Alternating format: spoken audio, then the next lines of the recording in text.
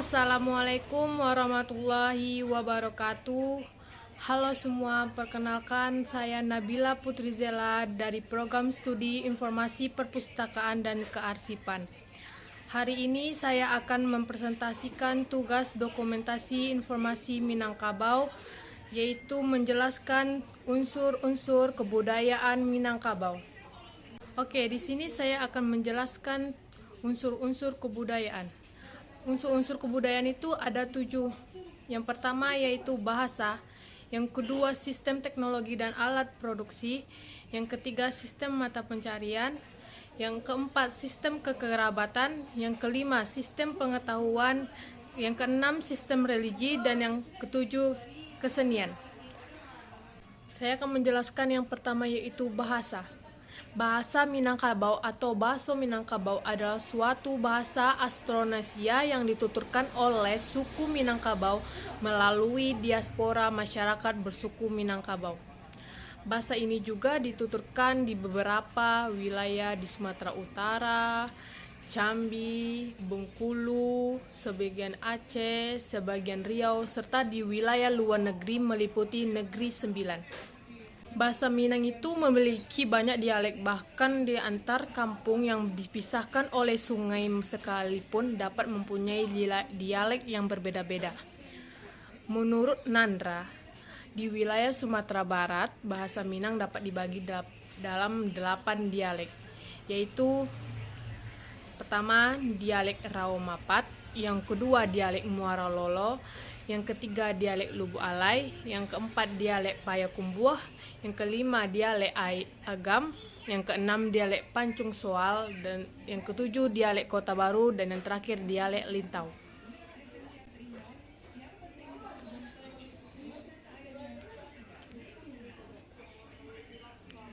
Bahasa Minangkabau merupakan salah satu bahasa daerah yang banyak memberikan sumbangan terhadap kosakata bahasa Indonesia.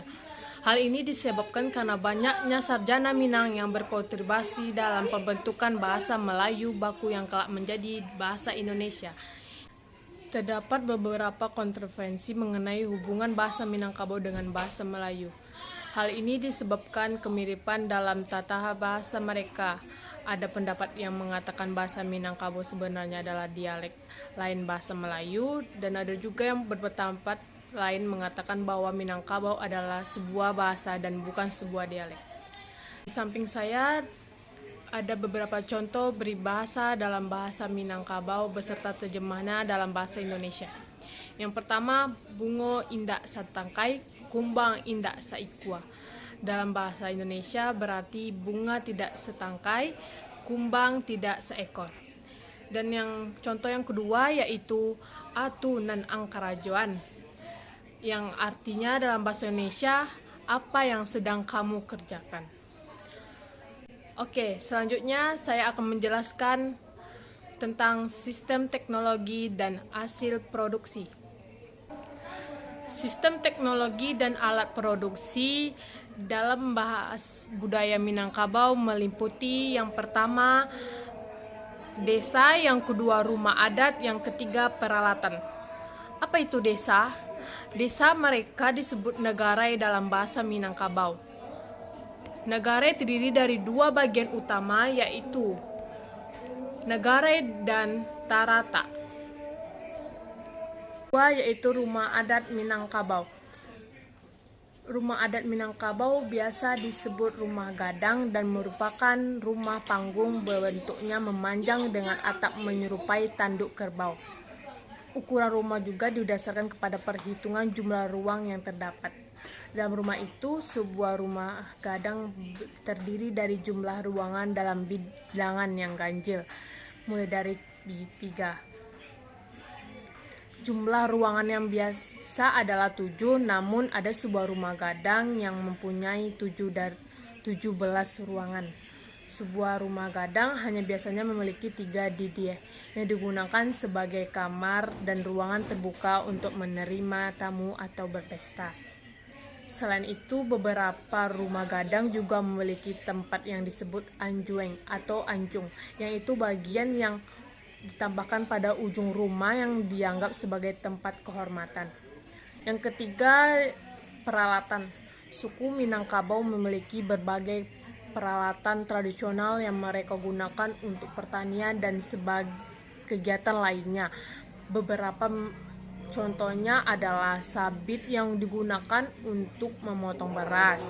Yang kedua contohnya ada niru yang digunakan untuk mengeringkan beras, dan yang ada juga rangkiang yang digunakan untuk menyimpan beras. Teknologi dan alat produksi tradisional Minangkabau. Yang pertama ada sabit. Sabit itu alat yang digunakan untuk memotong padi. Yang kedua niru. Niru itu adalah alat digunakan untuk mengeringkan beras. Ketiga ada rangkiang, yang alat yang digunakan untuk menyimpan beras. Ada kaci, alat yang digunakan untuk sebagai pemeras santan. Dan ada batu lado, batu yang digunakan untuk menggiling rempah-rempah. Ada juga saluang, alat musik tradisional. Ada juga talempong, alat musik tradisional juga. Sebab barisi yang termasuk alat musik tradisional.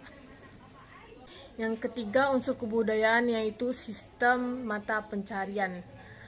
Masyarakat Minangkabau mempunyai sistem penghidupan yang beragam. Mayoritas penduduknya bekerja pada sektor pertanian dan sisanya pada sektor non-pertanian seperti perdagangan, industri, dan jasa. Berikut beberapa contoh sistem penghidupan masyarakat di Minangkabau. Yang pertama pertanian. Masyarakat Minangkabau memiliki tradisi pertanian yang panjang. Banyak yang bekerja sebagai petani dan mengolah tanah menggunakan pengetahuan dan keterampilan tradisional. Mereka telah mengembangkan teknik pertanian yang canggih seperti penggunaan sistem irigasi dan lahan bertingkat yang memungkinkan mereka mengolah lahan secara berkelanjutan. Yang kedua ada memancing. Bagi mereka yang tinggal di dekat pantai, memancing adalah pekerjaan biasa. Mereka menangkap ikan untuk jual atau dikonsumsinya sendiri. Yang ketiga ada perdagangan. Masyarakat Minangkabau dikenal dengan keterampilan berdagang dan memiliki tradisi perdagangan yang panjang. Mereka berperdagangan berbagai barang, termasuk produk pertanian, tekstil, dan kerajinan tangan. Yang ketiga ada industri dan jasa. Sektor non-pertanian dalam sistem penghidupan masyarakat Minangkabau meliputi industri dan jasa seperti transportasi, pendidikan, dan kesehatan. Secara keseluruhan itu, sistem mata pencarian masyarakat Minangkabau mempunyai dampak yang signifikan terhadap budaya mereka, membentuk nilai-nilai, kepercayaan, dan cara hidup mereka. Unsur selanjutnya yaitu sistem kekerabatan. Kelompok kekerabatan masyarakat Minangkabau yaitu Parwi, Kampuang, dan Suku. Suku dan Kampuang dapat dianggap sebagai kelompok formal. Suku dipimpin oleh seorang penghulu suku, sedangkan kampung oleh penghulu andiko atau datuk kampung. Garis keturunan dalam masyarakat Minangkabau diperhitungkan menurut garis matrilineal. Seorang termasuk keluarga ibunya, bukan keluarga ayahnya. Begitu juga tanah dan harta warisan akan diwariskan kepada anak perempuan. Selain kelompok Parwi, Kampuang, dan Suku, masyarakat Minangkabau tidak mengenai organisasi masyarakat adat yang lain. Ini merupakan ciri-ciri sistem kekerabatan Minangkabau. Yang pertama, keturunan ditelusuri melalui garis ibu. Dalam sistem kekerabatan Minangkabau, identitas sosial dan warisan seseorang ditentukan oleh garis keturunan ibunya. Artinya, seorang anak berasal dari marga atau suku yang sama dengan ibunya dan bukan dari ayahnya. Kedua, yaitu pentingnya keluarga besar. Sistem kekerabatan Minangkabau sangat menekankan pada keluarga besar yang mencakup tidak hanya saudara-saudara, tetapi juga mereka yang mempunyai hubungan kekerabatan melalui perkawinan atau adopsi.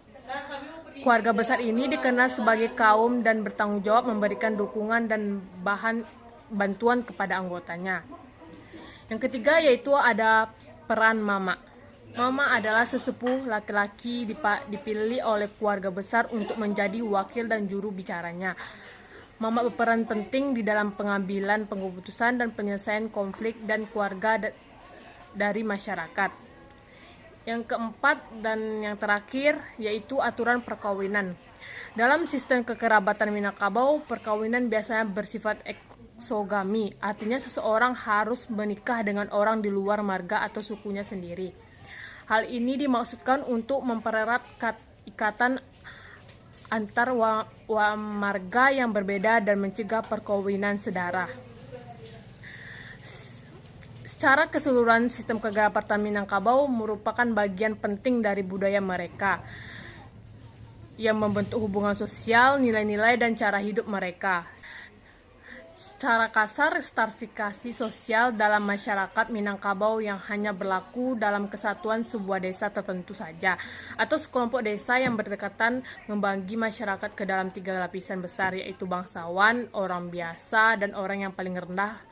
Lapisan terakhir ini mungkin dapat dihubungkan dengan budak dalam arti yang lebih ringan. Selanjutnya yaitu sistem pengetahuan. Suku Minangkabau dikenal sebagai masyarakat yang mengutamakan pendidikan tinggi sehingga mereka tersebar luas di seluruh Indonesia dan mancanegara dengan berbagai provinsi dan keahlian seperti politisi, penulis, cendekiawan, guru, jurnalis, dan pengusaha. Masyarakat Minangkabau mempunyai tradisi pendidikan dan pembelajaran yang kaya, dengan penekanan kuat pada pengetahuan dan keterampilan tradisional yang telah diwarisi dari generasi ke generasi. Berikut terdapat unsur sistem pengetahuan Minangkabau yang secara lisan. Secara lisan, historiografi tradisional Minangkabau menceritakan perkembangan dunia Minangkabau atau alam Minangkabau dan adatnya. Cerita-cerita ini bersumber dari sejarah lisan yang diturunkan antar generasi sebelum Minangkabau mempunyai bahasa tulis. Yang kedua, ada model pembelajaran multikultural. Sistem pendidikan Minangkabau didasarkan pada model pembelajaran multikultural yang bertujuan untuk mentransfer tidak hanya pengetahuan tetapi juga nilai-nilai.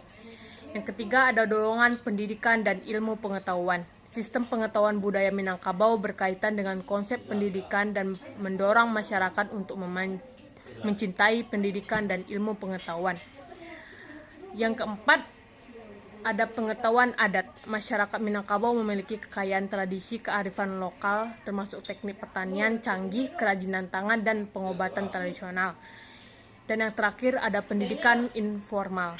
Nilai-nilai luhur masyarakat Minangkabau diajarkan secara turun-temurun, khususnya pada pendidikan informasi berbasis sosial budaya dan agama. Secara keseluruhannya, sistem pengetahuan Minangkabau terkait erat dengan budaya mereka dan mencerminkan hubungan dalam mereka yang tanah, alam, dan komunitas mereka. Penekanan kuat mereka pada pendidikan, pengetahuan, dan keterampilan serta pengetahuan asli merupakan elemen penting dari sistem pengetahuan mereka. Berikut adalah beberapa orang Minangkabau yang berhasil menjadi orang yang terkemuka.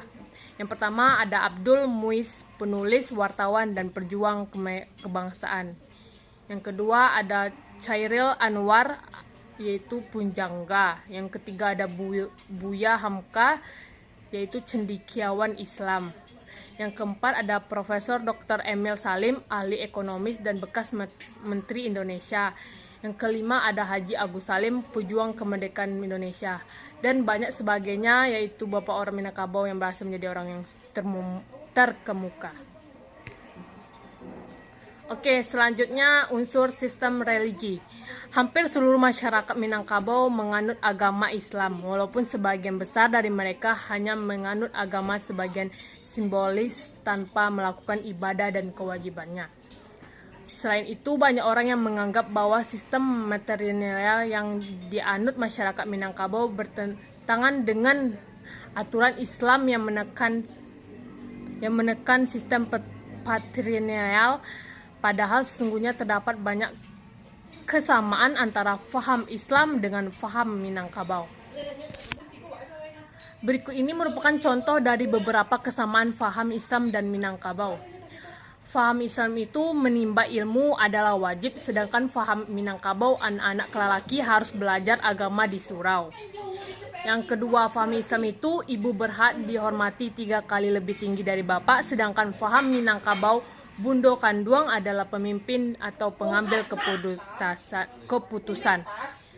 Yang ketiga, faham Islam itu wanita tidak boleh dipaksa menikahi laki-laki yang tidak dicintai, sedangkan faham Minangkabau yaitu wanita yang menentukan dengan siapa dia menikah. Unsur-unsur kebudayaan yang terakhir yaitu kesenian. Masyarakat Minangkabau memiliki kekayaan tradisi seni dan budaya yang mencerminkan nilai-nilai sistem sosial dan cara hidup mereka. Keindahan dan keanekaragaman kesenian Minangkabau merupakan warisan budaya yang dapat menjunjung dan melengkapi kesenian lain yang banyak terdapat di Indonesia. Berikut beberapa contoh seni dan budaya Minangkabau. Yang pertama, ukiran. Masyarakat Minangkabau mempunyai tradisi panjang dalam mengukir kayu yang merupakan salah satu bentuk seni yang menonjol dalam budaya mereka. Seni ukir sebelumnya dimiliki oleh banyak desa atau nagara di Sumatera Barat. Yang kedua, kebudayaan rakyat. Masyarakat Minangkabau mempunyai beragam bentuk kesenian seperti randai, musik saluang atau seruling, talempong, tari piring, dan lain-lain. Segala bentuk kesenian Minangkabau dapat dikategorikan sebagai budaya rakyat. Dikembangkan berdasarkan partisipasi dan solidaritas yang menjadi ciri khas sistem matrilineal Minangkabau. Yang ketiga, kerajinan tangan. Masyarakat Minangkabau terkenal dengan kerajinan tangan seperti tenun, pengerjaan logam, dan ukiran kayu. Desa-desa tertentu di Minangkabau mengkhususkan diri pada industri rumahan yang memproduksi kerajinan tangan seperti tekstil tenun, kerajinan perak, dan ukiran kayu. Dan yang terakhir ada adat istiadat matrilineal. Ada istiadat matrilineal, masyarakat Minangkabau juga tercermin dalam seni dan budayanya. Perempuan biasanya menjalankan rumah tangga, memainkan peran publik yang penting, dan memimpin upacara budaya dan festival. Seni dan budaya masyarakat Minangkabau merupakan bagian integral dari identitas mereka, mencerminkan nilai-nilai tradisi dan cara hidup mereka. Berikut ini adalah kesenian tradisional Minangkabau. Yang pertama ada randai. Randai itu teater rakyat yang meliputi pencak silat, musik, tarian, dan drama. Yang kedua ada saluang jodendang, yaitu serunai bambu dan nyanyian. Ada talempong, musik bunyi gong. Tari piring, gerakan tarian menyerupai gerakan para petani semasa bercocok tanam. Ada tari payung, menceritakan kehidupan muda-mudi Minang yang selalu riang gembira. Ada tari indang, ada pidato adat dan pancak silat. Pidato adat juga ditengenai sebagai sambah menyambah atau sembah menyembah. Upacara berpidato dilakukan setiap upacara-upacara adat seperti rangkaian acara pernikahan, upacara pengangkatan, pengulu, dan lain-lain. Kalau pencak silat, tarian yang gerakannya adalah gerakan silat tradisional Minangkabau. Terusnya ada upacara dan perayaan Minangkabau. Yang pertama ada turun mandi, upacara pembakatan bayi. Yang kedua ada sunat rasul, upacara bersunat. Dan yang ketiga barale atau upacara pernikahan. Selain itu, masyarakat Minangkabau juga memiliki kesenian kerajinan tangan, seperti kain songket ditenun dengan tangan dan mempunyai corak rumit benang emas atau perak. Songket hanya dipakai oleh golongan bangsawan. Kehalusan dan corak songket menggambarkan pangkat dan kedudukan tinggi seorang pembesar. Yang kedua ada sulaman, yang ketiga ada ukiran kayu, dan keempat ada pahatan emas dan perak. Itulah 7 unsur kebudayaan Minangkabau. Oke, dari 7 unsur tersebut saya simpulkan sebagai kebudayaan Minangkabau merupakan kebudayaan yang unik dan beragam yang mempunyai bahasa, teknologi, dan alat sistem penghidupan, sistem kekerabatan, sistem pengetahuan, seni, dan sastra, serta agama tersendiri. Masyarakat Minangkabau telah mengembangkan sendiri teknologi dan peralatan tradisionalnya seperti sarung, talempong, dan randai. Mereka memiliki sistem mata pencarian unik yang berbasis pada pertanian, perikanan, perdagangan, dan kerajinan. Mereka juga menganut sistem kekerabatan matrilineal, artinya keturunan dan warisan disusuri melalui pihak dari ibu dalam keluarga. Masyarakat Minangkabau mempunyai sistem pengetahuan tersendiri yang meliputi pengobatan tradisional, pendidikan Islam, dan kearifan lokal. Mereka memiliki tradisi seni dan sastra yang kaya, termasuk musik tradisional, tari, dan teater. Sekian hasil presentasi saya hari ini. Apabila ada kesalahan, mohon dimaafkan. Saya akhiri dengan Assalamualaikum warahmatullahi wabarakatuh.